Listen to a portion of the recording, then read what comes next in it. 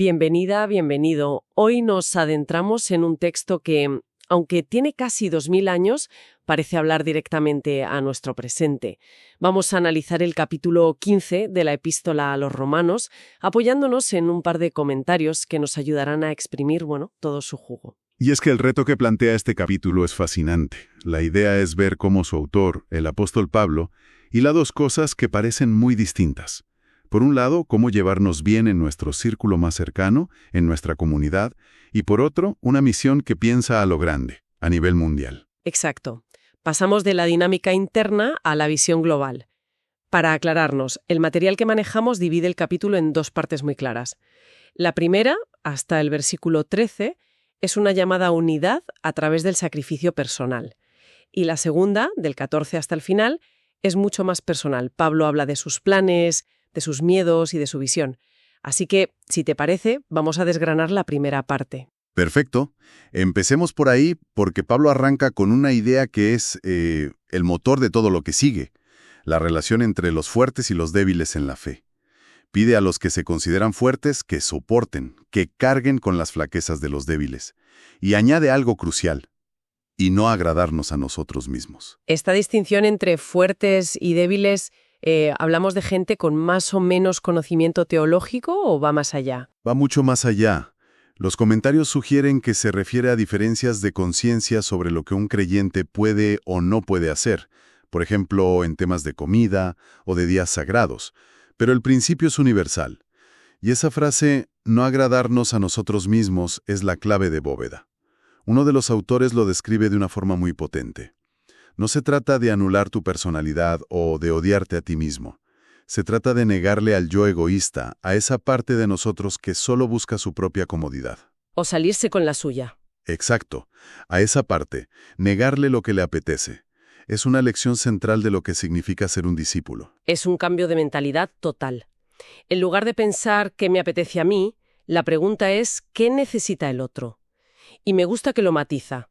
No se trata de complacer al prójimo en todo, como si fuera un capricho, sino de buscar lo que es bueno con miras a su edificación. Exacto. La palabra edificación es fundamental aquí. Hay un apunte en los comentarios que me parece clave, y es que usa la metáfora de la comunidad como una casa espiritual construida con piedras vivas. Cada persona es una piedra. Si yo te ayudo a ti a ser una piedra más sólida, más fuerte. Toda la casa se beneficia. Justo. Al edificarte a ti, me edifico a mí mismo y a toda la comunidad. Es un crecimiento mutuo, no un sacrificio sin más. Y para que no suene a una teoría abstracta, Pablo pone el ejemplo definitivo, Cristo. Dice que Él no se agradó a sí mismo. Y aquí ocurre algo que me ha llamado mucho la atención al revisar el material. Para demostrarlo, no cita una frase de Jesús en los Evangelios, sino que se va al Antiguo Testamento, a un salmo. Es una jugada muy inteligente por su parte. Cita el Salmo 69. Los insultos de los que te insultaban cayeron sobre mí. Al hacer esto, está diciendo dos cosas a la vez. Primero, que Cristo es el cumplimiento de lo que ya anunciaban las Escrituras hebreas. Y segundo, y esto es muy importante para su audiencia, que toda la Escritura, no solo las enseñanzas de Jesús, fue escrita para nuestro provecho, para enseñarnos. Me llama la atención que, para hablar de esperanza, Pablo no recurra a una promesa de victoria fácil, sino a dos conceptos que nacen de la dificultad. Habla de la paciencia y la consolación, que vienen de esas escrituras. Suena a que la esperanza que él describe nace precisamente de aguantar en los malos momentos, no de evitarlos. Has dado en el clavo. La palabra griega para paciencia aquí es upomoné, que no es una paciencia pasiva de a ver si pasa el chaparrón, sino una constancia activa, una resistencia heroica en medio de la adversidad. Y la consolación es ese aliento que te permite seguir resistiendo. Ambas, dice Pablo, son un regalo de Dios y son las que nos permiten mantener viva la esperanza contra todo pronóstico. El objetivo final de todo esto es que la comunidad, unida, pueda glorificar a Dios. Con una sola mente y una sola voz. Esa es la imagen. Es potentísima. Y de ahí salta una exhortación todavía más amplia.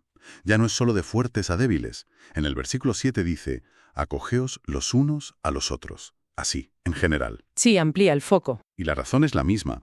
Porque Cristo nos acogió a todos cuando éramos débiles, cuando no lo merecíamos. Y aquí es donde el argumento de Pablo explota y se vuelve universal. porque no está pensando solo en individuos, está pensando en los dos grandes bloques de la humanidad que en esa época parecían irreconciliables, los judíos y los gentiles, es decir, el resto de las naciones. Y esto es revolucionario, porque está diciendo que la misericordia de Dios no es una exclusiva de Israel, sino un regalo para todo el mundo. Eso debió de sonar a herejía para algunos. Absolutamente. Y Pablo sabe que se está metiendo en un jardín, así que lo argumenta con un cuidado exquisito. Primero, dice que Cristo vino como siervo de los judíos, de la circuncisión, para confirmar que las promesas que Dios les hizo a sus antepasados eran verdad. Dios es fiel.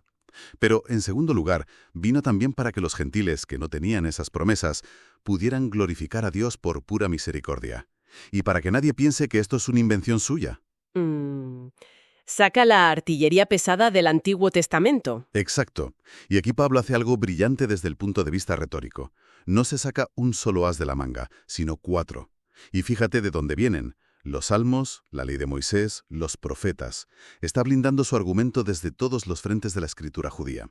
Es una jugada maestra, para que nadie pueda acusarle de inventarse la inclusión de los gentiles. Analicemos esa jugada, porque es verdad que el efecto acumulativo es demoledor. ¿Lo es? La primera cita es del Salmo 18, atribuida al rey David, la figura más importante de Israel, y pone en su boca estas palabras: «Te alabaré entre los gentiles». Ya David, como figura de Cristo, se ve a sí mismo con una misión que trasciende las fronteras. Luego salta a Deuteronomio, al corazón de la ley, e invita a las naciones a alegrarse con el pueblo de Israel, no como enemigos, sino como compañeros de celebración. O sea, primero David cantando entre ellos, y luego Moisés invitándolos a cantar con ellos. La idea de unión va creciendo. Exactamente. Y la tercera cita, del Salmo 117, ya es una explosión universal. Alabad al Señor todas las naciones. Alabadle todos los pueblos. Aquí ya no hay distinción. Es una llamada directa a toda la humanidad. Y remata con la cuarta, una profecía de Isaías sobre la raíz de Isaí, que se levantará como una bandera para que las naciones acudan a él. Está construyendo un caso irrefutable, pieza por pieza. Y sobre esta última cita de Isaías, uno de los comentarios que manejamos añade un dato histórico que me ha dejado helada. Sí, es un apunte fascinante. El comentarista señala que en el año 70 después de Cristo, cuando los romanos destruyeron Jerusalén, se quemaron todos los registros genealógicos judíos. Se perdieron para siempre. Desde ese momento es literalmente imposible que nadie pueda probar documentalmente que desciende del rey David. Por lo tanto, argumenta esta fuente, si la profecía es cierta, el Mesías que desciende de David ya tuvo que haber llegado antes de esa fecha. Es un argumento histórico muy provocador. Es increíble. Después de un argumento tan denso y tan bien construido sobre la unidad, uno esperaría un final contundente. ¿Cómo remata Pablo toda esta primera parte? Pues no la cierra con un argumento más, sino con una oración, una bendición. Es como si dijera: «Esto es tan grande que solo Dios puede hacerlo realidad en vosotros». Y le pide al Dios de la esperanza que los llene de gozo y paz. Pero añade un matiz: en el creer.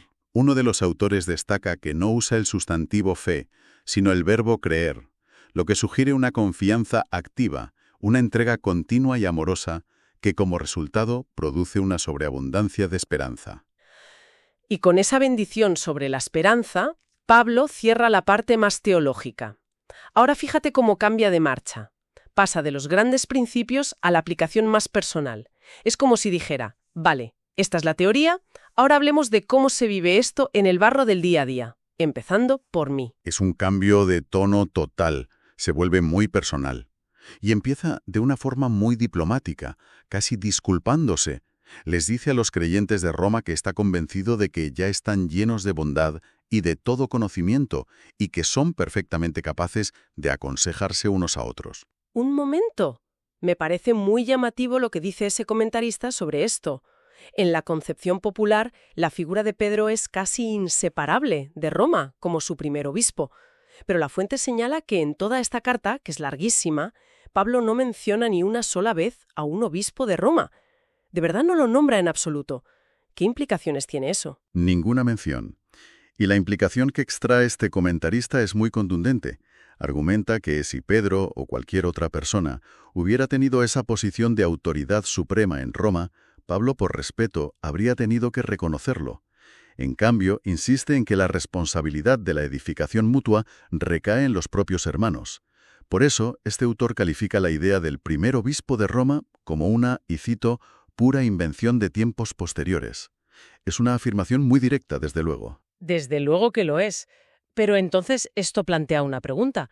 Si eran tan maduros y capaces, ¿por qué les escribe Pablo esta carta tan larga y, como él mismo admite, con cierto atrevimiento? Él mismo da dos razones. La primera es sencilla, para refrescarles la memoria, pero la segunda es la que de verdad define su identidad.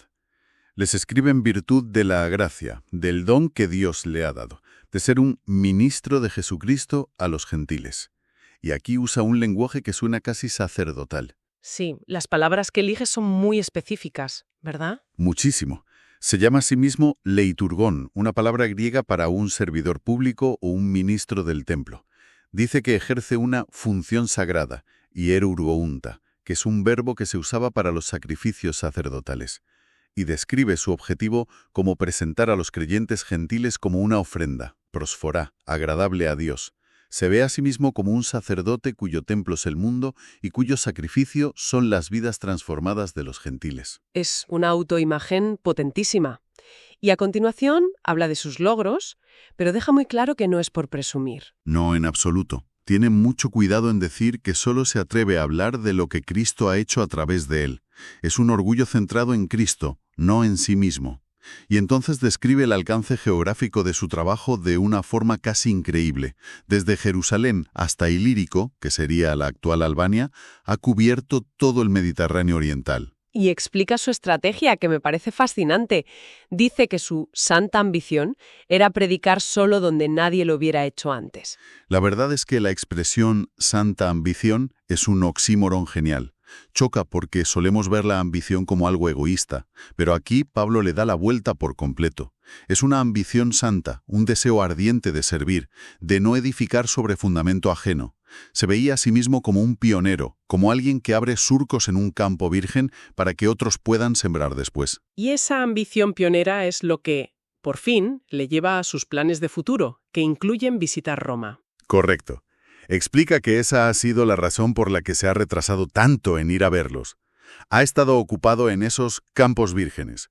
Pero ahora dice, ya no tengo más campo en estas regiones.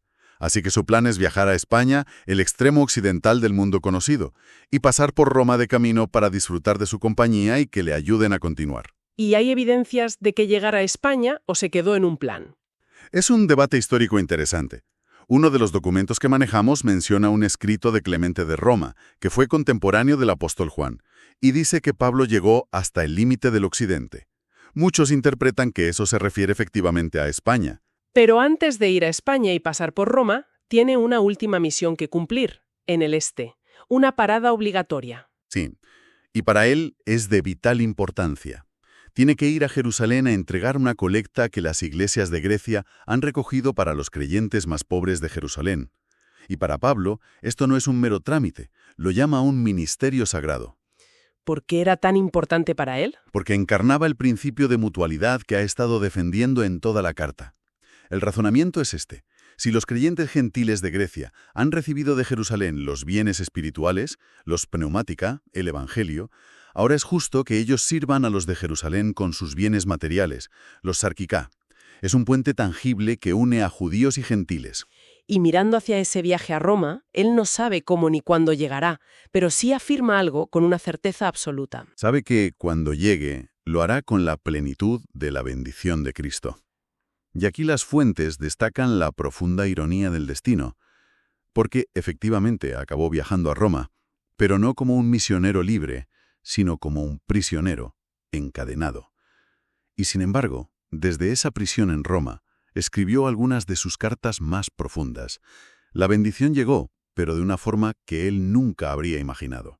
Lo cual nos lleva al final del capítulo, donde se muestra increíblemente vulnerable y pide ayuda. Sí, es un final muy humano. Les ruega a los romanos que luchen junto a él en oración. Es una petición muy intensa. Y les pide que oren por dos cosas muy concretas, dos peligros muy reales. Primero, ser librado de los judíos no creyentes de Judea, que lo veían como un traidor y querían matarlo. Y el segundo peligro es casi más sorprendente. No es. Pide oración para que la ofrenda que lleva sea bien recibida por los propios creyentes de Jerusalén. Esto nos revela que incluso dentro de la Iglesia había tensiones. Existían sospechas sobre su ministerio entre los gentiles, así que no solo temía a sus enemigos de fuera, sino también a la posible incomprensión de sus hermanos de dentro. Es decir, que va a meterse en la boca del lobo. Y lo sabe. Pero a pesar de todo, mantiene la esperanza de, si todo sale bien, llegar a Roma con gozo para descansar un poco con ellos antes de seguir. Y siempre añade el matiz clave: por la voluntad de Dios. Esa sumisión a la voluntad de Dios es lo que le da paz en medio de la incertidumbre. Y es precisamente con ese tema con el que cierra todo el capítulo, con una bendición final. Y el Dios de la paz sea con todos vosotros. Es admirable ver cómo los títulos que le da a Dios a lo largo del capítulo fluyen de la propia conversación. Empieza hablando del Dios de la paciencia y de la consolación, luego del Dios de la esperanza, y ahora, tras hablar de todos los conflictos y peligros, concluye con el Dios de la paz. La verdad es que hemos hecho un recorrido fascinante. Empezamos con la dinámica interna de una comunidad, con esa llamada a soportarse y acogerse. Y hemos terminado con una visión global, una misión que une a judíos y gentiles. Y todo ello conectado a través de los planes personales, las ambiciones y la profunda vulnerabilidad de un apóstol que al final lo único que pide es que oren por él. Es la demostración perfecta de cómo, en su pensamiento, la piedad personal, la salud de la comunidad y la misión universal son tres patas del mismo banco. No se puede tener una sin las otras. Ese mandato aparentemente pequeño de agradar al prójimo para su bien no es un simple consejo moral. Es el cimiento que sostiene todo el edificio de su proyecto misionero. Sin esa unidad a pequeña escala, la misión a gran escala es imposible. Y para que nos quedemos pensando, podemos lanzar una idea final. Una de las fuentes enfatiza esa santa ambición de Pablo, su deseo de no edificar sobre el fundamento de otro. En un mundo como el nuestro, que a menudo parece saturado de mensajes, de iniciativas, de ruido, ¿qué podría significar hoy buscar y servir en esos campos vírgenes? Esos lugares, esas personas o esos contextos donde un mensaje de edificación, de unidad y de esperanza, como el que hemos explorado, todavía no se ha escuchado con claridad.